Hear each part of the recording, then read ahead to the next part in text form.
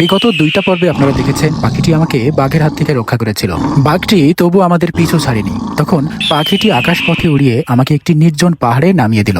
এত উঁচু পাহাড়, মনে মনে ভাবলাম আমি এখান থেকে নামবো কিভাবে। মাথার ভেতর খুব চিন্তা ঘুরতে লাগলো। তার উপর পেটে প্রচন্ড ক্ষুধার চাপ বেড়ে গেল।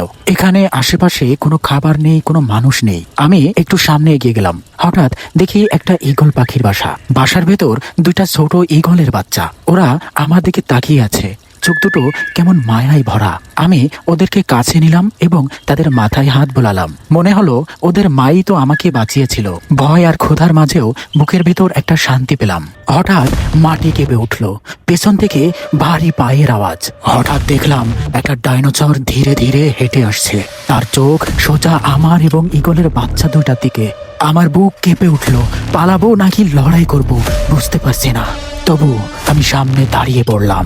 হাত দুটো ছড়িয়ে ঈগলের বাচ্চা দুটোকে আড়াল করার চেষ্টা করলাম। কিন্তু মনে একটাই কথা, যাদের মা আমাকে বাঁচিয়েছে তাদের আমি কিছুই হতে দেব না। আমি 2 পা পিছিয়ে ডাইনোসরের মুখে পাথর ছুঁড়ে মারলাম। আমি আমার সবটুকু শক্তি দিয়ে বাঁচাতে চাই ঈগলের বাচ্চা দুটোকে। আমি কি পারবো তাদেরকে বাঁচাতে? পরবর্তী পর্ব দেখতে ফেসবুকে ফলো করুন এবং যারা ইউটিউবে দেখছেন তারা সাবস্ক্রাইব করুন।